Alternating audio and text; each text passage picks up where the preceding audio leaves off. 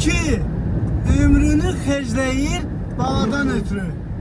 Gecəsin gündüzünə qatır analar, nə vaxt balasını xoşbəxt görərsə, o vaxt arzusuna çatır analar. O vaxt arzusuna çatır analar. Bəli dostlar.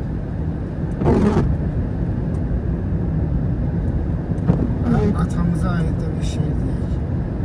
Deyir ki, mən sənin borcunu verə bilmərəm. Sən mənə hər zaman tan oldun ata.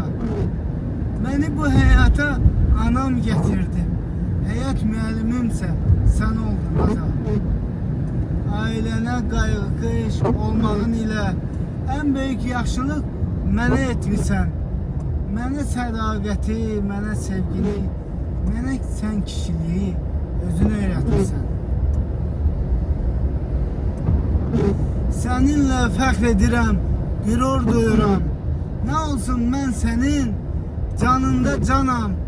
Başqa can, başqa ruh olsam da belə, əslində mən sənin cavan simanam. Əslində mən sənin cavan simanam.